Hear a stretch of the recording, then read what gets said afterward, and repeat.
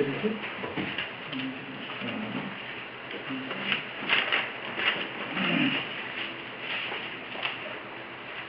49장 27절입니다.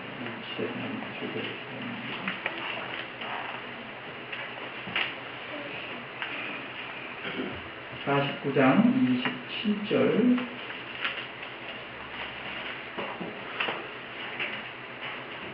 한 절만 같이 읽겠습니다. 베냐민으로 일루가 아침에 내가 것을 먹고 저녁에는 이것을 나누리로다. 아멘. 거기 적어주시고 신명기 33장 12절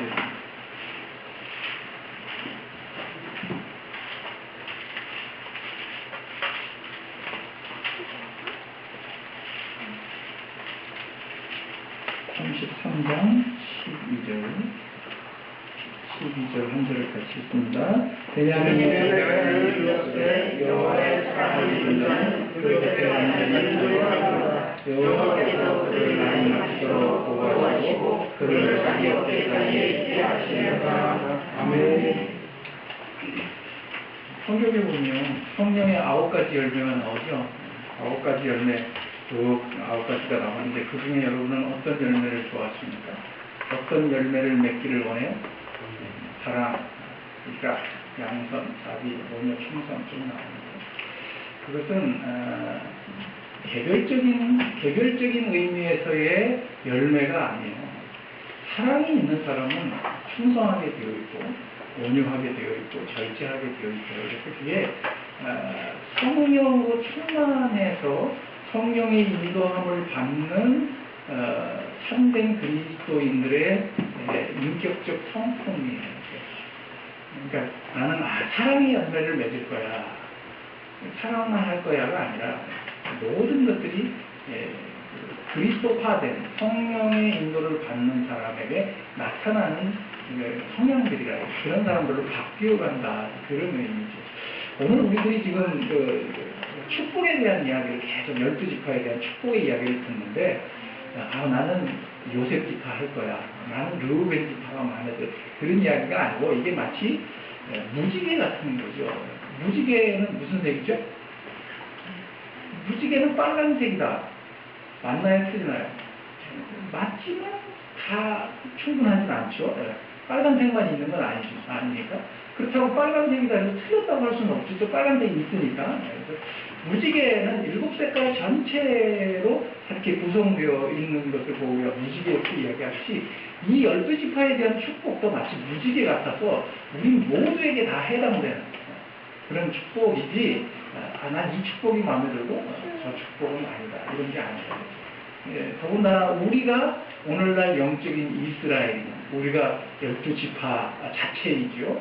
그렇기 때문에 어느 한 지파에게 주어진 그 축복만이 아니고 그 모든 축복들이 다 우리들에게 이렇게 해당되는 그런 축복이죠.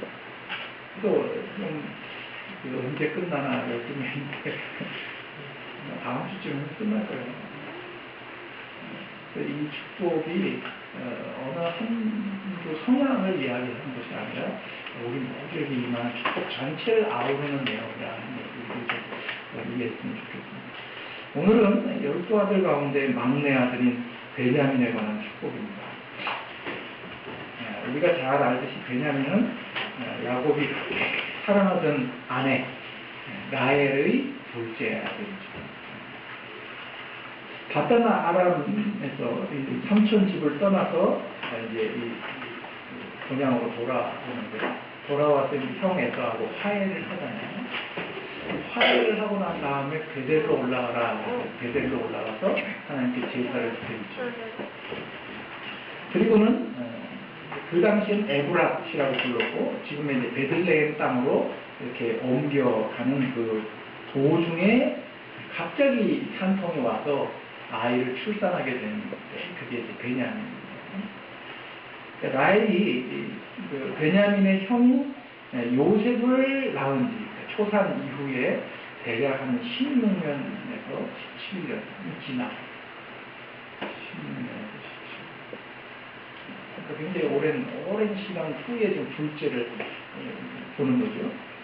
그러니까 이제 나이도 들 만큼 들었고, 아이를 한 번 낳은 경험 후에 대략 10년이 넘은 후에 아이를 낳는 거니까 이게 난산이었습니다. 또 이제 여행 도중이었으니까, 여행이라는 게 우리가 생각하는 것처럼 무슨 봉고차에다 짐 때려 싣고 가는 여행이 아니고, 그 당시에 여행이라고 하는 것이 참 험한 길입니다. 그런 여행 도중이었기 때문에 힘겹게 아이를 낳다가 그만 라헬이 죽잖아요. 근데 이 라헬이 죽어가면서 이 애 이름을 뭐라고 불렀느냐 하면 베논이라 했어요. 베논이. 성경에 벤이라고 하는 말은 아들이라는 뜻이에요. 아들. 근데 논이라고 하는 아웬이라고 하는 단어에서 온 뜻인데 고통, 슬픔 그런 뜻이에요. 이 엄마가 죽으면서 애를 낳는데 애 이름을 고통과 슬픔의 아들이라 이렇게 이름을 지어놓고 돌아가십니다. 아마 라헬이 이 해상의 고통 속에서 죽어가면서 이제 난산이니까 힘들어서 아마 그렇게 했는지도 모르겠지만 그렇지 않겠죠. 아들의 이름을 그렇게 지지는 않았겠죠. 아마 라헬이 요셉을 출산할 때 뭐라 그랬냐면 하나님께서 다시 다른 아들을 내게 또 주시기를 바랍니다. 이렇게 하면서 요셉의 이름을 지었어요. 그래서 요셉이라는 뜻이 그가 더하실 것이다 이런 뜻이에요. 근데 16년, 17년이 지났잖아요. 그러니까 이 둘째 아이를 낳으면서 자기가 그동안 당해왔던 마음의 상처, 서러움, 뭐 이런 것들이 아주 복잡했겠죠. 드디어 이제 이 아이를 낳는데 거기다 난산이지, 그것도 또 여행 중에 낳지. 그러니까 이제 우리식으로 표현하면 내 팔자야. 그러면서 아마 애를 낳지 않았겠어요. 그래서 그 자기가 그렇게 하나님이 다시 이 아들 말고 다른 아들을 또 주시기를 바랍니다 하고 갈망하던 그 아이를 낳는 순간에 주마등같이 스쳐 지나가는 자기의 지난 날들을 생각하면서 아마 이런 이름을 뱉어내지 않았을까. 보통 그렇게 생각을 합니다. 그래서 오죽했으면 아들 이름을 슬픔과 고통의 아들이다. 어저께 신현철 선교사님 가족이 금요일날 오셔서 하루 묵고 어저께 가셨는데 아들하고 딸이 같이 왔더라고요. 아들의 이름이 사무엘이었습니다. 둘째 딸내미 이름이 나옴이에요. 본명.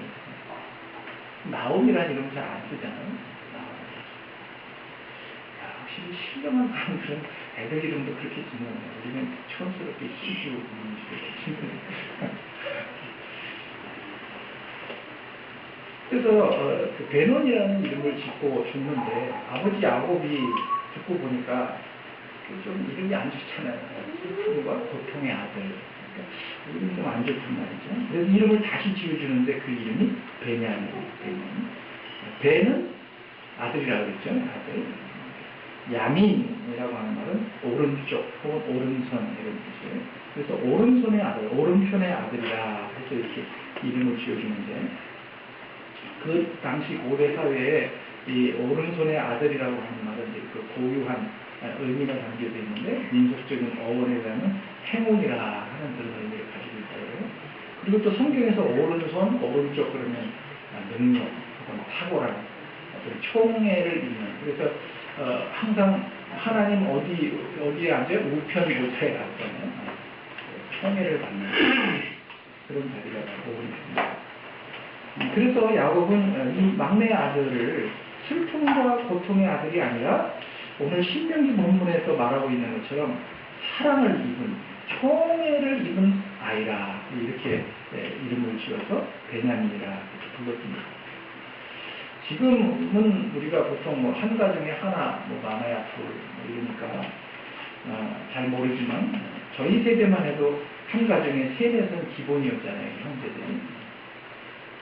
그러니까 형제들이 많은 집안에서 보통 막내 그러면 귀여움을 독차지하는 지금은 다 자기가 장남인 동시에 막내지만 저희 같은 경우만 해도 사남매거든요. 제가 사남매 막내 그러면 뭔가 이렇게 작고 여리고 사랑스럽고 보호받아야 될 것 같고 전혀 아닌 것 같은 표정을 짓는 분이 있어요. 우리 집 막내는 수식이 그런 표정으로 지금 계신 분인데. 그렇죠. 저희 큰형님하고 저하고 10년 터울이에요. 그러니까 늘 저희 큰형님이 저를 대할 때 이게 어린애 같은가 봐요. 어떻게 지내냐. 사는 건 힘들지 않습니까? 그래서 저도 내일 모레 나이가 50인데, 그런 걸 전화하면, 어떻게 지내냐. 저 아버지 같은 마음이 이렇게 걱정하고. 그래서 막내둥이들은 보통 부모나 다른 형제들의 사랑을 독차지하고 살잖아요. 그런데 오늘 이 창세기에서 야곱이 하고 있는 축복은 뭔가 좀 심상치 않아 보이죠? 베냐민은 물어뜯는 일이라. 저를 보지 말고 성경을 보죠. 당연히도 못한 목사를 못 찾아봐야 성경을 보죠. 베냐민은 물어뜯는 일이라, 물어뜯는 늑대라 이렇게 보입니다. 아침에는 뺏은 것을 먹고 저녁에는 옮긴 것을 나눈다. 이렇게 옮겼다라고 하는 말이 이렇게 전리품이에요. 어디서 뺏어 가진 것, 이것을 이제 옮겼다 이렇게 표현합니다. 그러니까 아침부터 뺏어 먹고 저녁 때까지 뺏어 먹는 그런. 그래서 좋게 얘기를 하면 굉장히 용감한, 굉장히 적극적이고 능동적인 그런 것처럼 보이지만 표현 자체를 놓고 보면 아주 잔인해 보이는, 그리고 아주 호전적인, 상당히 본격적인 그런 성향을 가지고 있는 것으로 지금 축복을 하고 있습니다. 이게 물어뜯는다 하는 것은 우리가 동물의 왕국 같은 거 보면 강한 동물이 약한 동물을 잡아서 그래서 간까지 뜯어서 제일 맛있는 부분부터 막 이렇게 뜯어 먹잖아요. 그 모습 그대로 베냐민은 물어뜯는 일이라. 그래서 아주 그 성향이 상당히 공격적이고 전투적이고 호전적인 그런 이미지로 지금 이 베냐민을 야곱이 묘사를 하고 있습니다. 그리고 실제로 이 이후의 역사, 이스라엘 역사 가운데 등장하는 베냐민 지파의 모습을 보면 정말 그래요. 굉장히 호전적인 그런 지파예요. 베냐민. 별로 크지는 않은데도 불구하고 굉장히 싸우는 거 좋아하고 그런 지파예요. 대표적으로 이제 성경에 몇 가지 기록이 나오는데 사사기 3장에 보면 이스라엘 사사 가운데 베냐민 사람 게라의 아들 왼손잡이 에훗에 관한 이야기가 나와요. 그때 당시 이제 모압에 의해서 이 이스라엘이 계속 괴롭힘을 당하면서 이 모압에게 조공을 바쳤어요. 근데 이제 이스라엘의 사사가 된 왼손잡이 에훗이 모압왕 에글론을 찾아가요. 공물을 바치러 찾아가면서 그 사사기 3장 16절에 보면 길이가 한 규빗 되는 좌우에 날선 칼을 만들어가지고 오른쪽 허벅지 옷 속에다 차고 갔다. 한 규빗 그러면 손 끝에서부터 이 팔꿈치까지, 그러니까 보통 한 45에서 50cm 정도를 이야기를 해요. 그런 칼을 숨겨가지고 공물을 바치러 갔다가 이제 그 왕과 둘만 있게 되는 그런 자리를 자기가 만들어요. 이거는 제가 은혜하게 드릴 말씀이 있습니다. 사람들을 다 패하고 그러고서는 둘이 있는 그런 틈을 타서 이 모압왕 에글론을 죽이는데 그 죽이는 장면이 여기 그 성경에 이렇게 묘사가 돼요. 에훗이 왼손잡이 왼손을 뻗쳐서 그의 오른쪽 허벅지 위에서 칼을 빼가지고 왕의 몸을 찔렀는데 칼자루도 나를 따라 들어가서 그 끝이 등 뒤까지 나갔다. 그러니까 칼 날만 들어간 게 아니고 얼마나 그걸 막 잔인하게 찔러서 사람을 죽였으면 이 칼 자루 같은 것이 확 들어가서 이렇게 잔인하게. 그래서 그의 칼을 그의 몸에서 빼내지 아니하였으므로 기름이 칼날에 엉기었다. 그렇게 이야기했습니다. 아주 호전적이에요. 베냐민입니다. 또 사사기 20장에도 보면 어떤 한 사건이 계기가 돼가지고 이스라엘의 다른 지파들과 이 베냐민 지파 사이에 싸움이 붙어요. 싸움이 붙는데 이제 다른 지파 연합군들이 40만이에요. 40만. 근데 이 베냐민 지파는 뭐 작고 또 막내 지파고 그러니까 설득을 해요. 근데 이 베냐민 지파가 설득당하지 않는 거예요. 그래서 붙어요, 싸움이. 근데 연합군 40만하고 얼마가 붙냐면 2만 6천 명이 붙는 거예요. 이게 게임도 안 되는 거죠.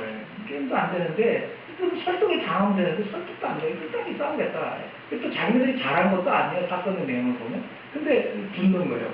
근데 첫 번째 전투에서 이 40만 대군하고 붙어갖고 첫 번째 전투에서 22,000명을 죽여요.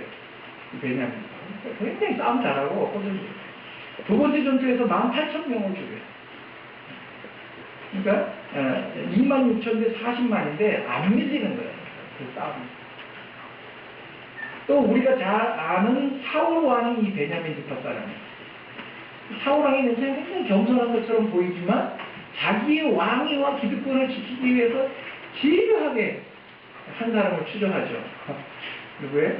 다윗. 움켜쥐기 위해서 자기가 가진 그 기득권, 그 왕권을 유지하기 위해서 통치 기간 내내 다윗을 못 죽여서 아주 안다라는 그런 그 베냐민 사람의 성향을 사울 왕이 잘 보여주죠.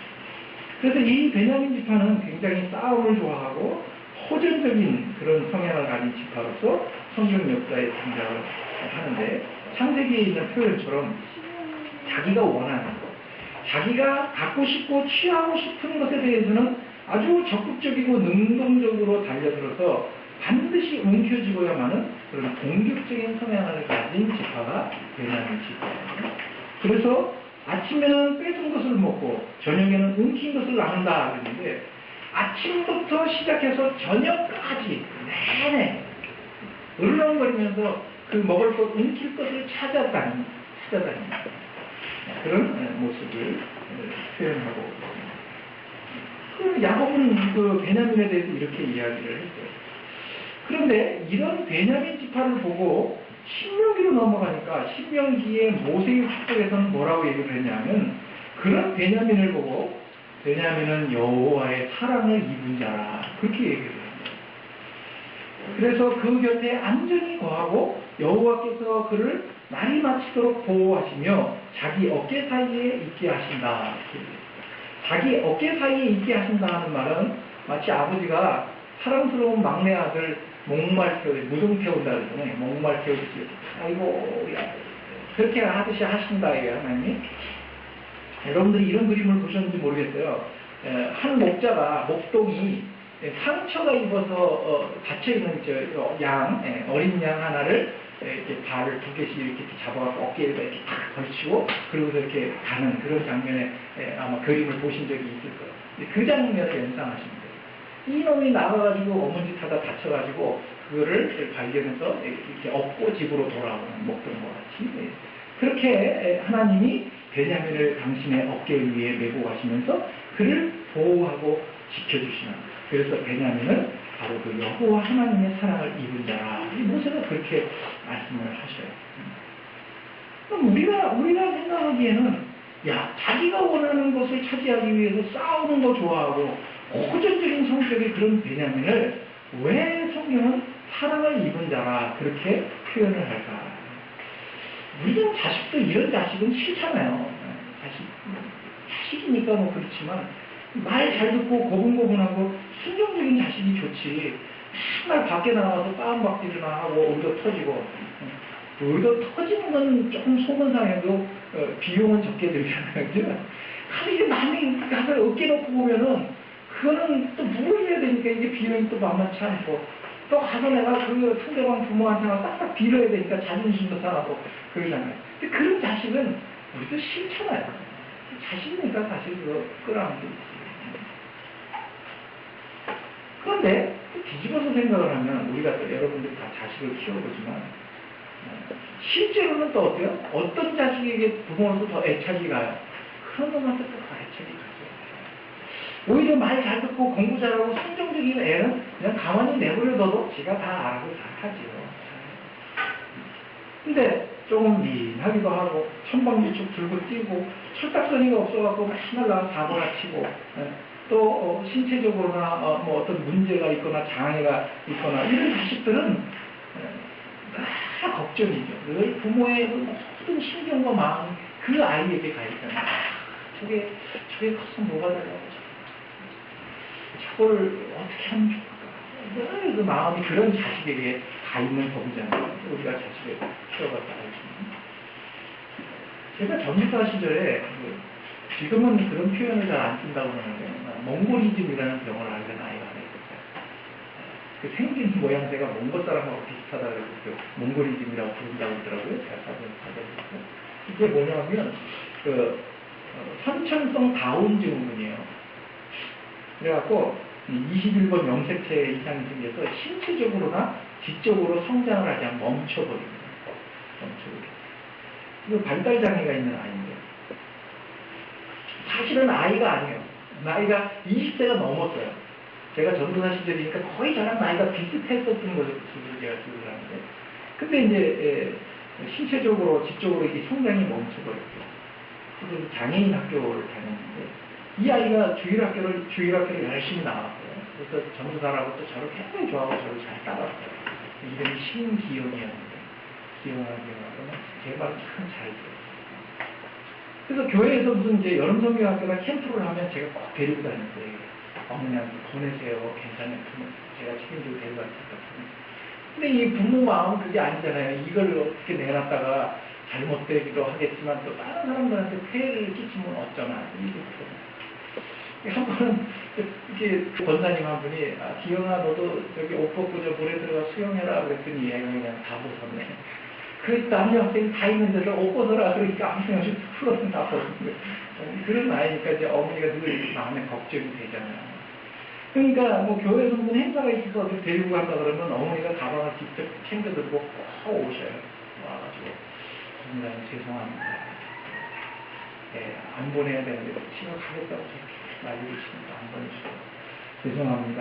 부탁합니다. 그리고 거기에 떠날 때까지 그래서 인사를 하시고 가시고 또 돌아오는 날이면 꼭 마지막 또 데리고 가시고 이 아이한테 동생이 남동생과 여동생이 동생이 둘이 있었는데 이 어머니 마음은 걔네들은 걱정이 아닌데 늘 이 자식 이게 또 장난이에요.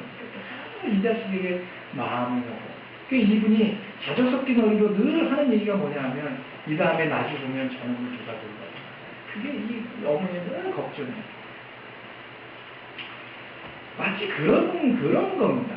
우리가 사는 이 세상을 여러분들도 다 경험해 보셨지만 이 세상이란 참 자기 겁나는 세상이잖아요. 적자 생존, 약육 강식, 아주 치열한 생존 경쟁의 그런 사회가 바로 이 사회죠.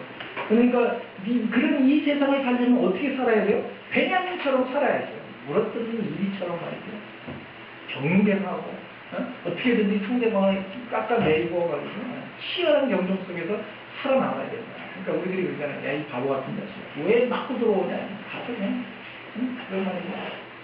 좋다고 하야지. 그렇게 가르치잖아요. 네, 짐은 안 돼요. 아침부터 저녁까지 여러분 한 주 동안 그렇게 사셨잖아요. 아침에 새벽같이 일어나서 밤늦게까지 고단하고 힘들지만 직장에서 일터에서 혹은 가정에서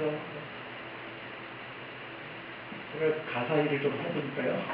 시간이 만만치 않더라고요.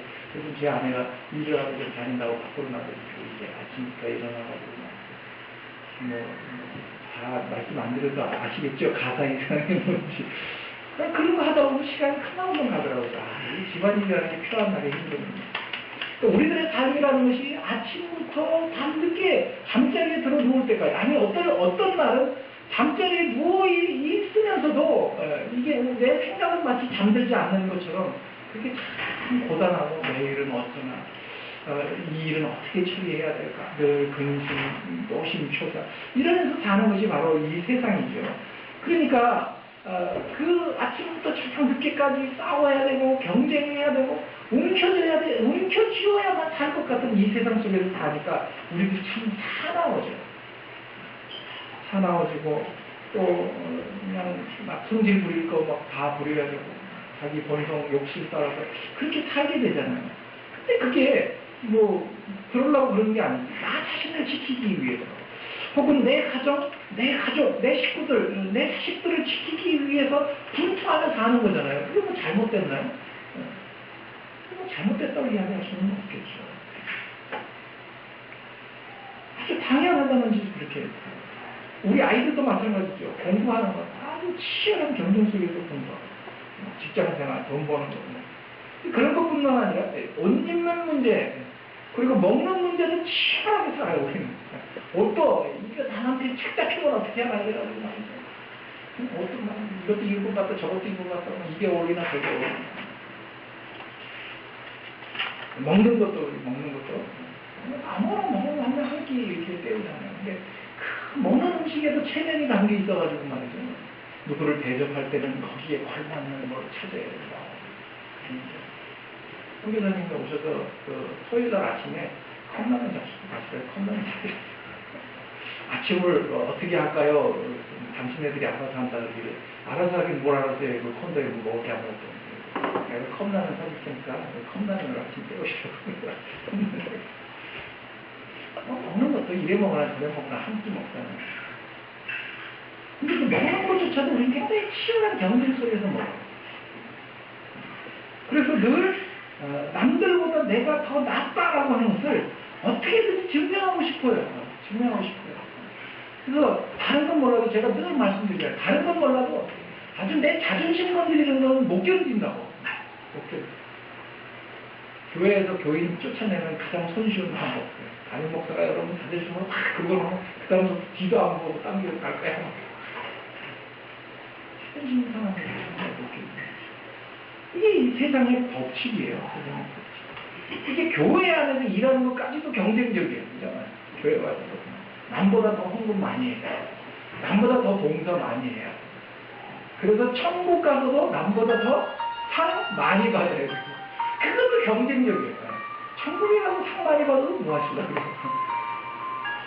신앙생활이 저도 그런 그 생존 경쟁 속에서 살다가 치열한 그 투쟁 속에서 살아버려서 그런지 신앙도 그래요. 목사님들 만나면 묻는 게 뭐냐면 교인이 몇이나 됩니까? 왜 그래요? 하나는 뭐 어떻고 백인 뭐 어떻고 뭐 어때요? 차는 뭘 타고 다니십니까? 참 뭐 어쩌라고요. 잘 굴러다니는 거지. 제가 아는 어느 목사님이 아주 피코를 끌고 다니시는데 한 번은 그 목사님 차를 타게 됐어요. 냄새가 차에서 냄새가 나더라고요. 그래서 차에서 왜 이렇게 냄새가 나요?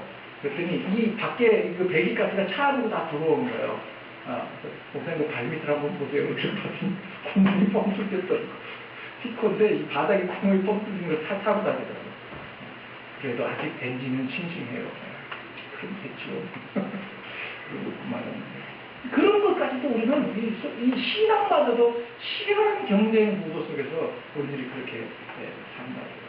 그래서 지금 내가 누리고 있는 것, 그리고 지금 내가 소유하고 있는 것, 그리고 내가 하고 있는 모든 어떤 일들, 이런 것들을 다 내가 그렇게 싸워서, 투쟁해서, 싸웠다, 투쟁했다 그러면 좀 표현이 격하지만, 어쨌든 내가 땀 흘리고 노력해서 내가 소유하게 된 내 전리품이라는 생각을 가지고 살아요.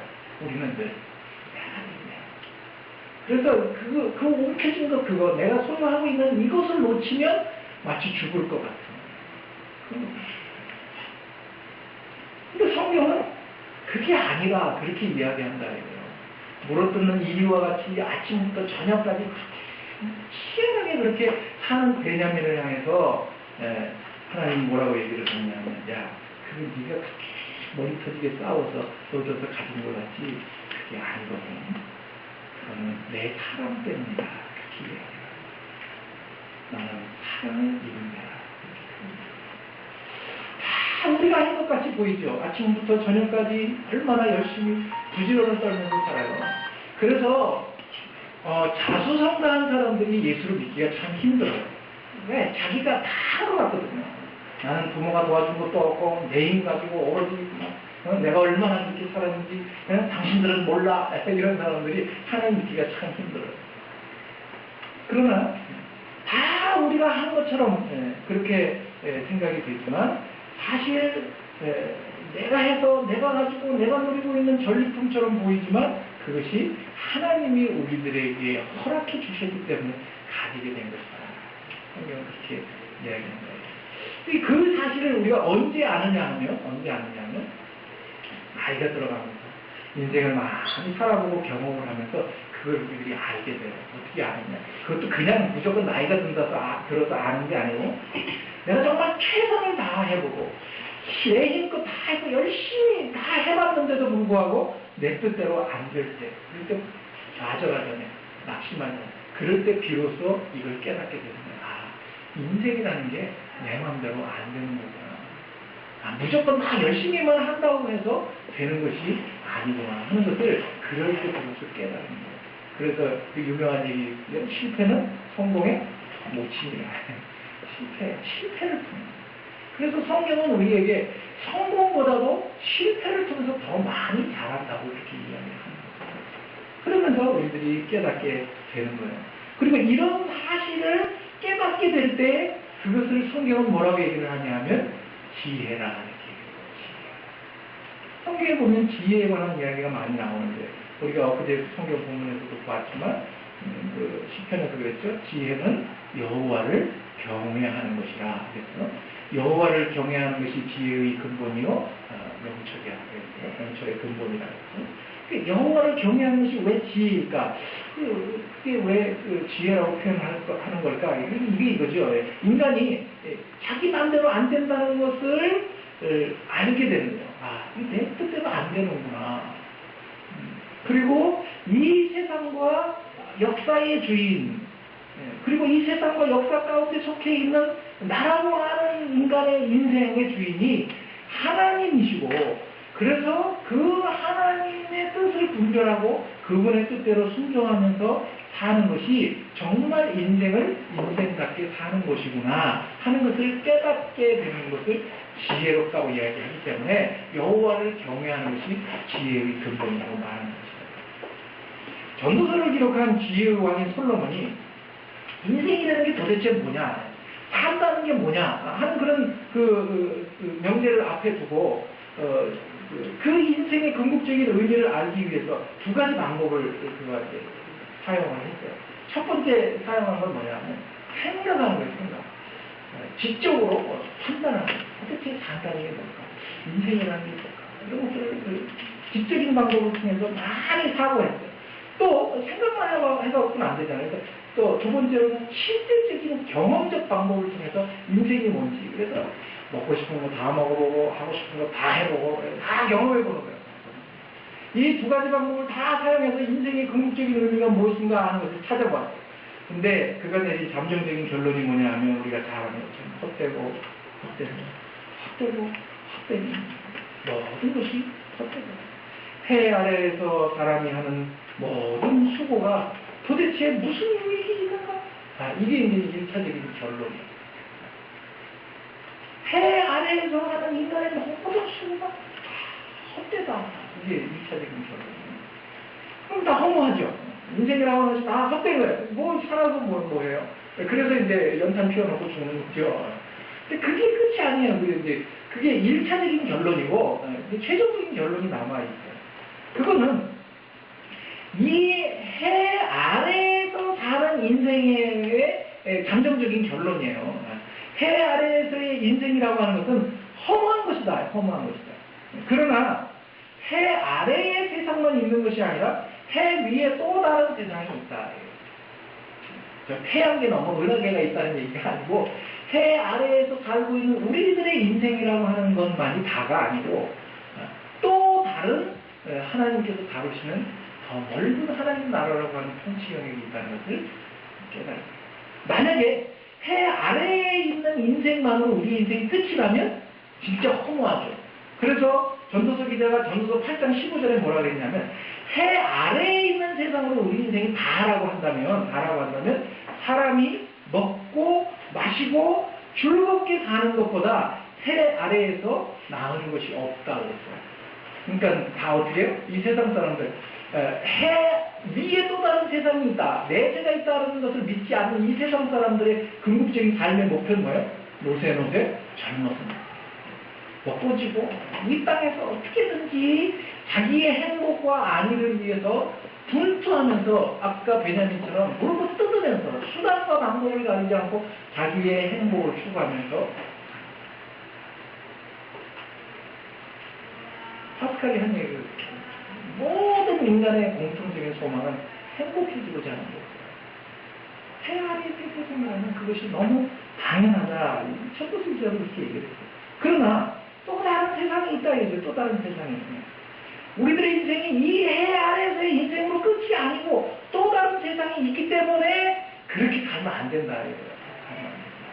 그래서 최종적으로 내린 결론이 뭐냐면 전도서 12장 13절에 이렇게 일의 결국을 다 그렇습니다. 그래서 다 해보고, 다 생각해보고, 다 경험해보고 해봤는데, 결국은 뭔가 하나님을 경외하고 그의 명령을 지키면서 사는 것이 사람의 마땅한 본분이더라. 이게 최종적인 결론이에요. 왜냐하면 하나님은 인간의 그런 모든 행위와 그가 하는 모든 은밀한 일들을 선악간에 심판하시기 때문이라. 결산할 때가 있다. 우리들이 이 땅에서 해 아래에서 사는 삶에 대한 결산, 판단을 받을 때가 있다. 성경은 심판이라고 표현해서 심판 그러면 다 잡아 죽이는 걸 얘기하는 게 아니고 성경에서 말하는 심판이라는 것은 옳고 그름, 잘하고 못하고에 대한 판단이에요. 판단. 그래서 하나님이 해 아래에서 우리들이 이 땅에서 어떻게 살았느냐에 대한 평가를 하실 날이 있다. 그렇기 때문에 우리가 그 하나님의 말씀을 잘 듣고 그 말씀을 순종하면서 사는 것이 우리 인간의 마땅한 본분이다. 끝. 이게 전도서의 최종적인 결론이에요. 눈을 들어서 우리들 눈에 보여지는 것이 다가 아니라는 사실을 깨달아야 해요. 그래서 눈은 내 몸에 등불이니 그렇게 산다우시면서 예수님 말씀하십니다. 눈이 밝아야 내 온몸이 밝아진다.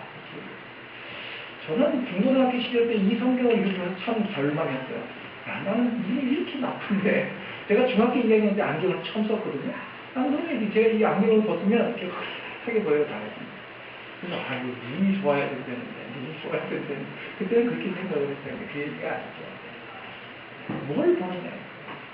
근데 우리들의 시선은 항상 어디에 집중되어 있고 어디에 주목을 하느냐면 이 세상 것. 이 땅에서 어떻게 되는 거. 이 땅에서의 내 자존심, 명예, 욕구, 욕심 이런 것들에 우리들의 시선이 고정되어 있기 때문에. 그러나 우리들의 시선을 돌려서 해 아래의 세상이 아닌 해 위에 보다 나은 하나님이 우리들에게 목적하시는 세상을 바라보면 이 세상 것들은 아무래도 상관없어요.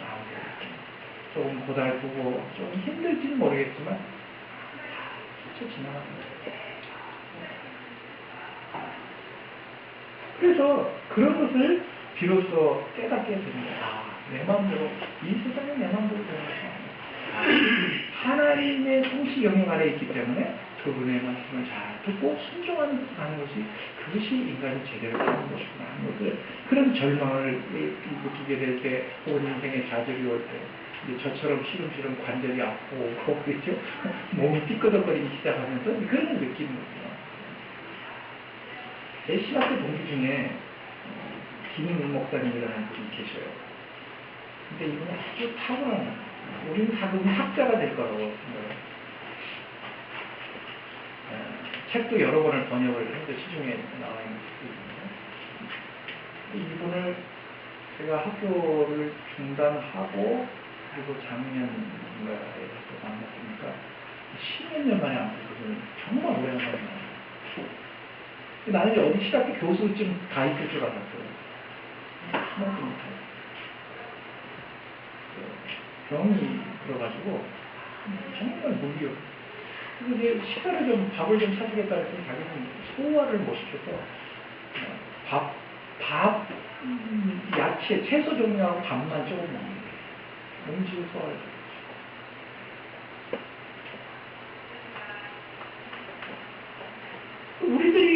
우리들이 볼 때는 야, 참 저분은 대단하다. 야, 저분은 탁월하다. 근데 반대로 그분을 존경하고 저분이 조금만 내가 닮았으면 좋겠다. 엊그제 오는 그 신현철 목사님도 제가 참 닮고 싶은 사람 중에 하나. 어저께 아침에 제가 이제 콘도로 모시러 갔는데 컴퓨터에 외장하드 이렇게 저장할 수 있는 그 메모리를 좀 갖고 오라고 자기가 자료나 이런 것들을 좀 이렇게 자기 당신 컴퓨터에 다운받아 주겠다고. 그래서 이제 갔어요. 가면서 제가 이제 생각을 했지, 야, 이건 아닌데.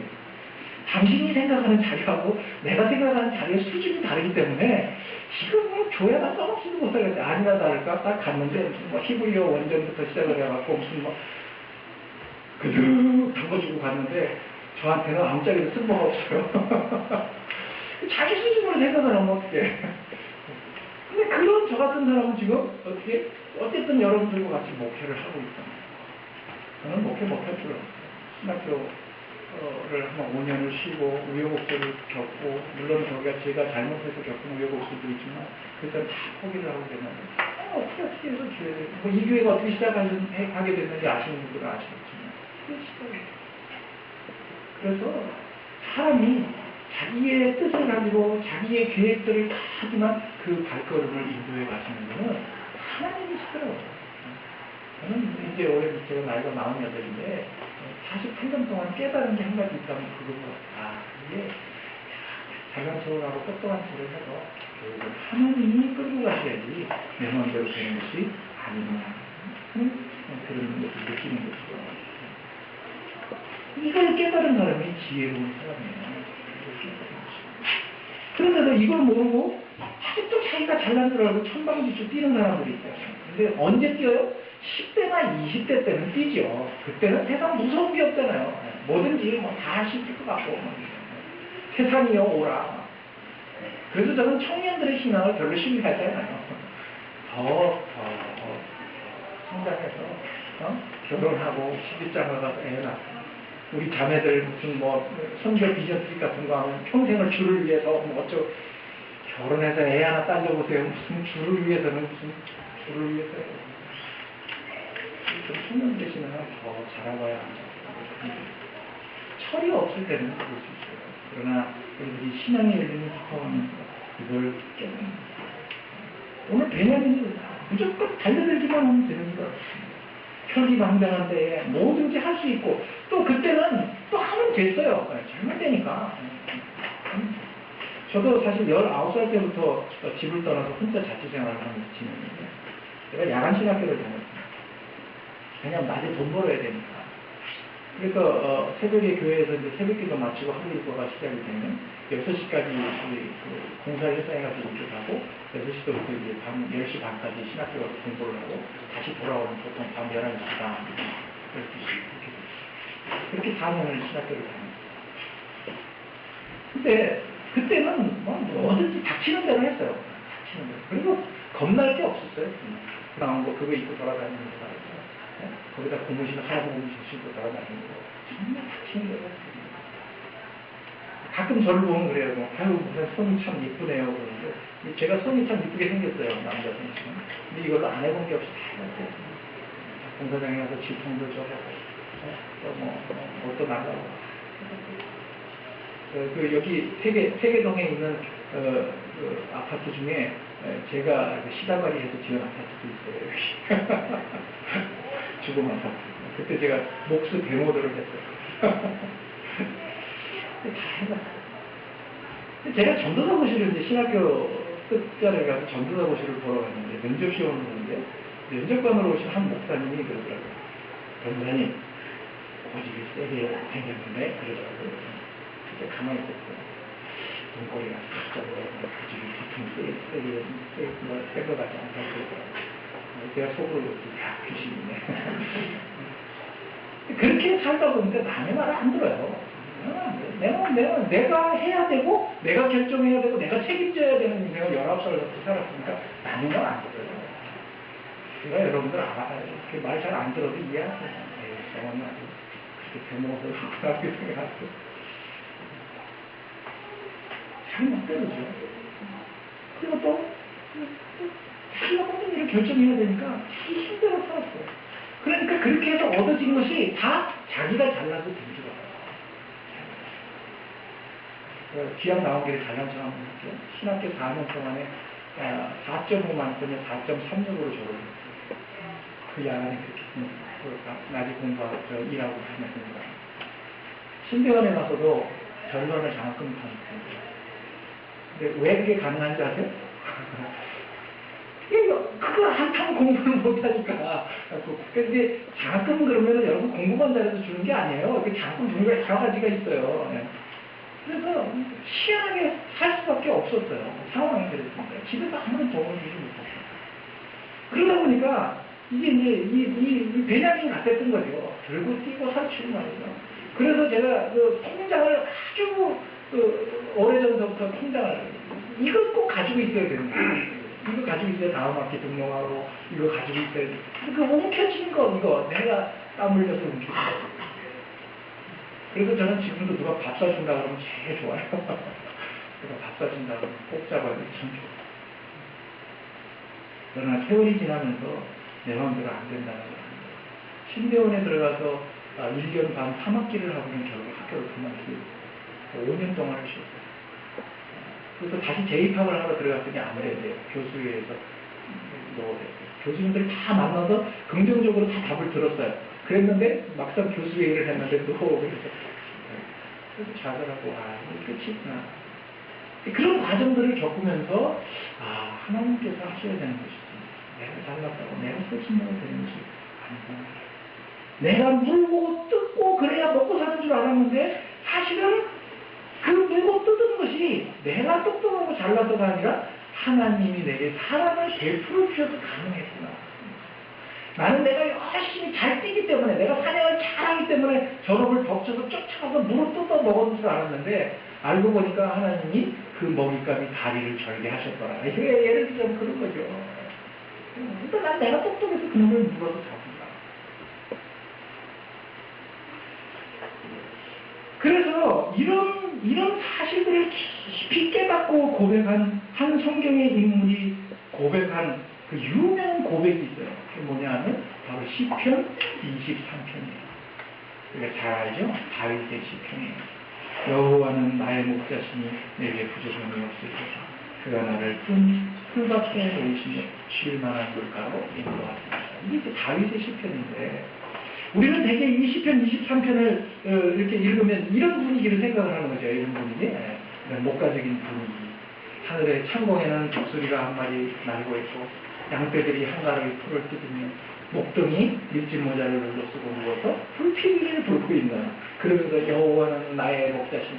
보통 이런 목가적인 분위기를 생각을 하는데 사실 이 시편 23편은 그런 분위기에서 나온 시가 아니에요. 이 시편 23편은 다윗이 자기의 인생 말년에 자기가 이제까지 살아온 모든 인생을 총결산하고 되돌아가면서 하나님 앞에서 고백한 신앙의 고백입니다.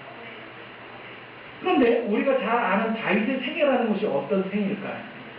우리가 볼 때는 다윗 그런 거 다 좋아 보이죠? 골리앗 같은 그런 거구하고 만나서 몰래던 탁 던져갖고 때려잡고 말이죠? 이스라엘 왕이 돼가지고 말이죠? 그래서 할 짓이 없으니까 한가롭게 놀다가 말이지 밧세바를 꼬셔가지고 막 연애나 하고 그런 왕으로 우리들이 기억을 하고 있지 몇몇 사건들에 대해서. 그러나 다윗은 그런 사람이에요. 다윗의 생애는 정말 비교할 수 없이 험난한 그런 생애였어요. 다윗은 어려서부터 자기 집안 식구들에게조차 인정받지 못하던 아이였어요. 그죠? 사무엘이 그 새로운 왕을 간택하기 위해서 이새의 집에 왔을 때 자기 형들이 쭉 서서 간택을 받기 위해서 모였을 때 다윗은 뭐였어요?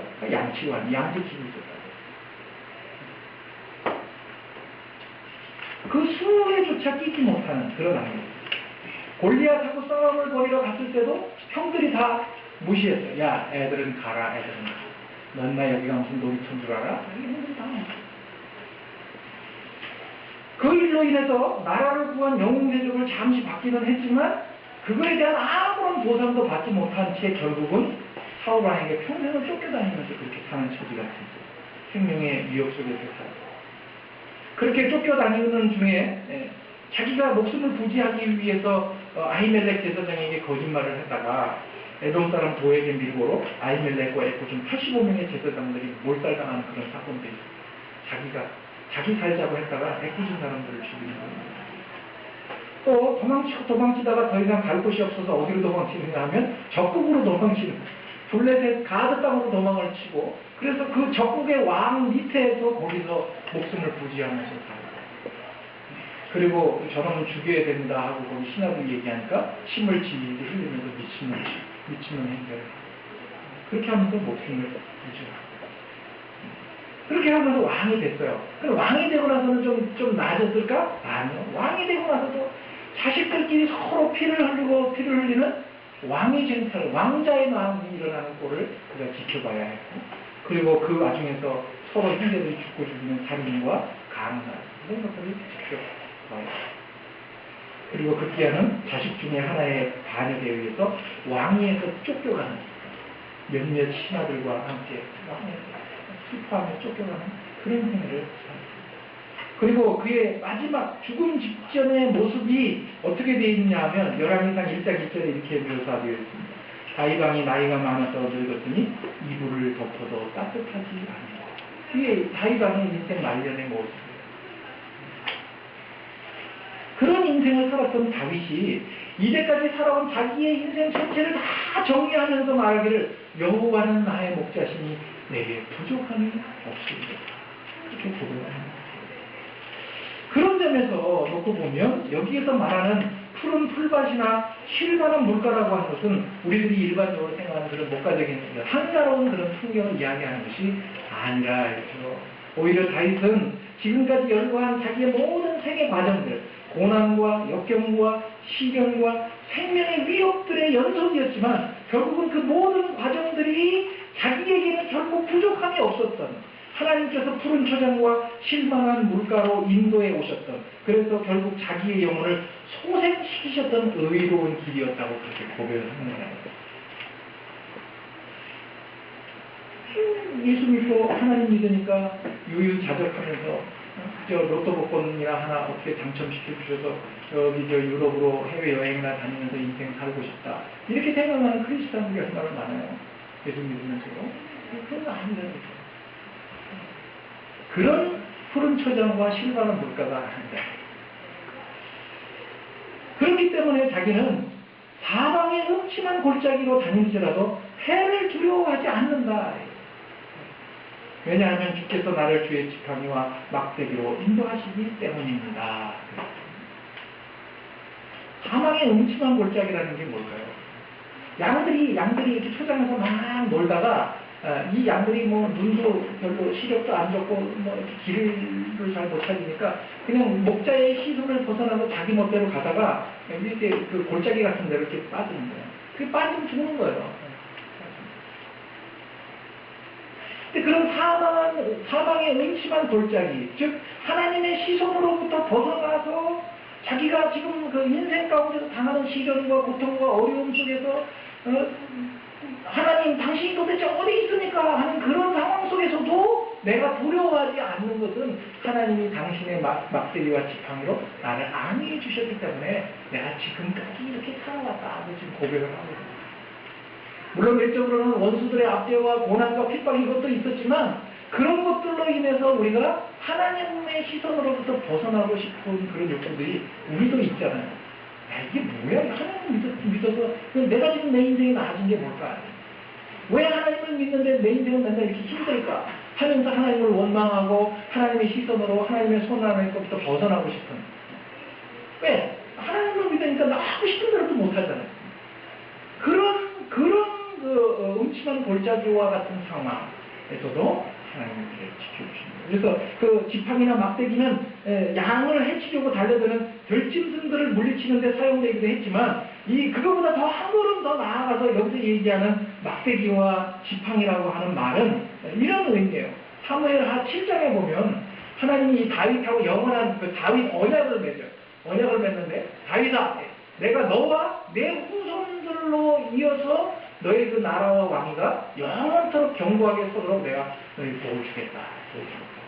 그러나 만약에 너와 내 자손이 죄를 범하면 그러면 내가 사람의 매와 인생의 채찍으로 징계하겠다. 그런 말씀이 나오는데 사람의 매라고 하는 그 말이 막대기라는 단어랑 똑같은 단어예요. 10편 23편에. 그러니까 무슨 얘기냐? 사망을 향해서 가는 음침한 골짜기와 같은 내 시선과 내 품을 떠나서 네가 힘들다고, 인생이 고달프다고, 인생이 어렵다고, 네 힘 가지고 살아보겠다고 내 시선 밖으로 벗어나려고 하면 내가 가만히 안 둔다. 그리 가면 죽는다. 그렇게 해서 하나님이 우리를 안위해 주시겠다. 그렇게 말씀하십니다. 그렇게 해서 결국은 주님이 내 원수의 목전에서 상을 베푼다 그랬는데 내 원수가 뭐예요? 사망의 음침한 골짜기로 우리를 유혹하여 끌어들이는 세력들이죠. 야, 하나님이 어디 있어? 결국은 네 재주, 네 힘, 네 능력 갖고 사는 거야. 너 돌로 떡 만들어 먹어. 야, 천하를 알게 하는 나무의 열매를 왜 하나님이 못 따먹게 하는 줄 알아? 그거 먹으면 너 하나님처럼 되거든. 그러니까 하나님이 겁이 나고 너 그렇게 되면 안 되니까 그거 따먹으라는 거야. 이게 유혹하는 거예요. 유혹. 그렇게 해서 어떻게 하라는 거야? 네가 하나님이 되라. 이래. 세상에 우리들에게 하는 유혹이 그거잖아요. 네가 하나님이 돼. 뭘 하나님을 의지해. 네가 하나님 자신이 되어버리면 되지. 네 힘, 네 능력, 네가 가지고 있는 재주 이거 가지고 살아. 그건 하나님 필요 없어. 그래서 사망의 음침한 골짜기를 유혹해 드리는 거예요. 그게 원수가 하는 것이죠. 그 원수 앞에서 하나님이 우리 상이 되고 있어요. 무슨 상? 승리와 잔치의 상. 표창장 상이 아니고 밥상을 차려주시다. 원수의 목숨. 그렇게 하면서 내 머리에 뭘 부어요? 기름을 부으시는 기름을 부으시면서 기름을 붓는다는 것은 뭘 상징하는 거예요? 선택됐다라고 하는 거죠. 구별됐다라는 것을 상징하는 거죠. 그래서 내 머리에 기름을 부으시면서 이놈은 내 양이야. 이놈은 내 자식이야. 이놈은 내 새끼야. 그래서 하나님이 기름을 부으시면서 우리가 당신의 소유로 당신의 보호의 그늘 아래에 있는 당신의 백성의 자녀라는 사실을 그렇게 인쳐주시는 것이다. 그래서 내가 잘나고 내가 똑똑해서 지금 이 자리에 있는 것이 아니에요. 아니 말씀드리지만 제가 무슨 공부 잘하고 똑똑해서 이 목사 이 자리에 와 있는 거 아니에요. 제가 핸디캡을 가지고 있는 게 뭐냐, 우리 아들한테 맨날 제가 늘 미안한 게 아빠 이 단어가 무슨 뜻이에요? 아빠는 몰라. 저는 영어를 못해요. 영어 공부를 중학교 때 중단한 사람이에요. 근데 어떻게 대학원까지 갔을까? 고등학교는 제가 공업고등학교를 나왔기 때문에 영어 공부를 거의 안 했어요. 맨날 실습하고 뭐 이런 거 했으니까. 그리고 대학교하고 대학원을 지나고 해서 영어 공부를 어떻게 했냐면, 영어가 짧으니까 영어 공부를 어떻게 했냐면 책을 통째로 외워버렸어요. 시험을 봐야 되니까. 통째로 영어, 대학 영어 이런 것들을 그냥 통째로 외워서 시험을 봤으니까 시험 보고 나면 뭐 하나도 남는 게 없지. 그래서 저는 좀 영어에 대해서는 정말 자신이 없어요. 그런 핸디캡이 있어요.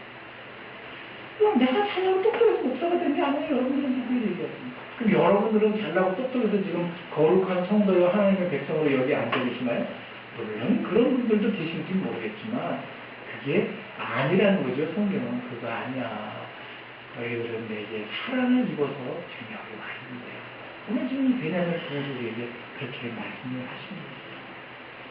나 같았으면 너무나 넘어질 일들이 인생에 많았고 유혹에 빠질 일들이 많았고 나 같았으면 중간에 포기하고 싶었던 일들이 너무나 많았지만 그럼에도 불구하고 하나님이 결국 이 자리까지 오게 하셨던 것은 하나님의 사랑 때문에. 그래서 베냐민 너는 내게 하나님께 사랑을 입는다. 너는 이처럼 물어뜯으면서 움키려고 달려들면서 그렇게 치열하고 경쟁 속에서 살아보겠다고 그렇게 난리치면서 살아서 그 움켜진 것을 지고 흡족해하면 야 내가 그래도 아침부터 부지런을 떨어서 이렇게 쥐고 있지 그렇게 생각하지. 내가 너에게 사랑을 줬기 때문에 내가 너를 지켰고 내가 너를 보호했고 내가 너를 내 어깨에 메었기 때문에 내가 지금 뜻을 움직이고 있는 것이란다. 그렇게 말씀하고 계십니다. 사랑하는 여러분, 우리 장녀들은 다 살아봤잖아요. 많이 살아봤잖아요. 이제 인생의 전반전 다 살아보고, 그리고 이제 후반전을 좀 살고 계시잖아요. 얼마나 많이, 그리고 얼마나 더 오래 살아봐야 이거를 깨달을 수 있을까요? 아니요. 살 만큼 살아봤고, 경험할 만큼 다 우리가 경험해 봤잖아요. 인생이 내 마음대로 되는 게 아니에요. 그래서 해 아래서 하는 우리의 수고가 얼마나 헛되고 헛되다는 걸 우리들이 알잖아요. 아는데도 또 아침부터 나가서 또 물을 뜯겠다고 또 움켜쥐겠다고 하는 것이 우리들이잖아요. 이걸 빨리 우리들이 내려낼 수 있어요. 하나님, 오늘도 당신의 은혜를 입고 당신의 사랑을 입어서 제가 살고 싶습니다. 이런 고백이 우리들이 새벽마다 하루 일과를 시작하면서 우리들의 입에서 나와야 될 거라고 믿습니다. 그래서 오직 하나님의 사랑을 입지 않고서는 살 수 없다라고 하는 사실을 우리들이 깨달아야 하고, 그래서 우리가 지혜로워져야 되고, 내 잔머리, 내 인생의 경험을 통해서 나오는 이 세상적인 지혜가 아니라 하나님을 경외하고 하나님 말씀대로 순종하면서 사는 지혜. 이 지혜를 세상 사람들은 어리석다 그랬어요. 고린도전서에 보면 어리석다 이렇게 얘기를 했어요. 어리석어 보이잖아요. 무슨 철부지 어리면서 하나님 말씀하세요. 아, 이게 그렇게 할까? 예, 알겠습니다. 그리고 순종하고 따라가는 게 세상 사람들은 볼 때, 야, 이거 좀 어리석냐? 왜 그러고 사냐? 네가 네 능력과 네 재주 가지고 그렇게 판단하면서 살면 되지. 그래서 세상은 우리를 보고 어리석다고 얘기를 하지만 성경은 그것이 진짜 지혜라고 이야기한다. 그래서 히브리서 5장 14절에 뭐라고 그랬냐면 장성한 사람은 단단한 식물을 먹을 수 있게 된 장성한 사람은 날마다 지각을 사용해서요. 지각. 이성을 사용해서 지성을 사용해서 혹은 상식을 사용해서 이렇게 돼 있어요. 지각을 사용해서 선악을 분별하는 자가 장성한 자라고 했어요. 선악을 분별할 줄 알아요. 그럼 선악을 분별한다는 게 뭘까? 선과 악의 기준이 누구예요? 하나님이잖아요. 하나님이 이 세상을 다 창조해 놓으시고 보시기에 심히 좋았더라 할 때 그게 선하다라고 하는 단어예요. 토브라고 하는 히브리 단어예요. 선하다. 그러니까 하나님이 보시기에 좋으면 그게 선이고 하나님 보시기에 악하면 그게 악이에요. 선악의 기준은 우리가 가지고 있는 윤리 도덕적 기준이 아니고 하나님 당신 자신이 선과 악의 분별 기준이에요. 그럼 선악을 분별하는 자가 된다는 건 뭐예요? 결국 어떻게 하면 하나님이 기뻐하시고 어떻게 하면 하나님이 싫어하시는가를 지각을 사용해서 잘 분별해낼 줄 알아야 됩니다. 그게 믿음이 장성한 단단한 식물을 먹는 성도라. 그리고 뛰고 설치고 나가고 다 해봤지만 내가 잘나서가 아니라 하나님의 은혜로 하나님의 사랑 때문에 지금 우리가 그나마 이 자리에 와 있다는 사실. 그리고 그렇기 때문에 에베네셀의 하나님, 여기까지 나를 도우신 에베네셀의 하나님이 앞으로도 그 완성에 이르기까지 나를 이끌고 도와가실 것이라는 사실을 우리 신뢰하고 따라가는 그런 인생이 지혜로운 인생이고 그런 인생이 복된 인생이라. 이제까지는 그걸 잘 모르고 모르는 채 여기까지 끌려왔다면 이제는 알았습니다. 알면 어떻게 능동적으로 제대로 순종하면서 따라가야죠. 여호와의 사랑을 입은 자여 너는 내 곁에서 안전할 것이다. 내가 너의 날이 마치는 날까지 보호할 것이고 내가 너를 내 어깨에 목마를 틀어서 인도해 갈 것이다. 오늘 베냐민에게 하셨던 이 축복이 바로 우리를 향한 축복인 줄 알고 그 사랑에 힘입어서 우리의 목자이신 예수 그리스도를 기꺼이 따라가는 우리 주의 복된 말씀 되시길 주님의 이름으로 축원합니다. 기도하겠습니다. 하나님 아버지, 우리의 인생을 물어뜯는 일처럼 살았습니다. 치열하게 살았고 아침부터 저녁까지 촐동살동 맹관의 노력 가지고 어떻게 하든지 내 소나기에 움켜쥐어야 그것으로 사는 줄 알고 그렇게 우리들이 분투하며 전쟁과 같이 우리의 인생을 살았습니다. 그래서 움켜진 것이 마치 내 전리품처럼 여기면서 내가 당연히 누려야 되는 것처럼 여기면서 그렇게 살았습니다. 그러나 오늘 이 베냐민에게 말씀하셨던 것처럼 그건 내 능력 가지고 된 것 아니고 내가 너에게 사랑을 베풀었기 때문에 그렇게 된 것이라고 말씀해 주시니 하나님 이런 깨달음들이 우리들에게 있으리를 바랍니다. 우리의 인생이 내 손에서 노는 것 같지만 하나님 보다 크게 당신의 손 안에 있는 인생인 줄 알고 우리들의 인생이 하나님의 사랑을 입은 자로 소원을 세상 그런 복된 인생이 되기를 간절히 소망합니다. 이것이 인생의 참된 지혜이고 이것이 인생의 참된 본분인 줄 우리들이 알면서도 또 당장 이 세상 속에 들어가면 그 치열한 경쟁 속에서 다른 사람들과 싸우며 다투며 사는 우리들의 모습을 불쌍히 여기시고 하나님 내려놓음의 역사를 우리 인생 가운데 이루시기를 바랍니다. 내려놓고 더 내려놓을 수 있는 저희들이 되게 해주셔서 우리들의 인생을 우리들 스스로 만들어가는 것 아니고 하나님께서 우리의 인생을 그려가시고 완성시켜 가신다는 사실을 매일매일의 생활 속에서 우리들이 경험할 수 있도록 도와주시옵소서. 주 예수 그리스도의 은혜와 하나님의 사랑으로 성령의 교통하시고 충만케 하셔서 우리를 인도해 가십니다. 마지막 날까지 우리를 그렇게 인도해 가실 것을 믿고 기꺼이 따라가기를 주님 앞에 다짐하고 결심합니다. 사랑하는 주의 자녀들이 지금으로부터 영원토록 함께 있어지기를 축원합니다. 네. 주님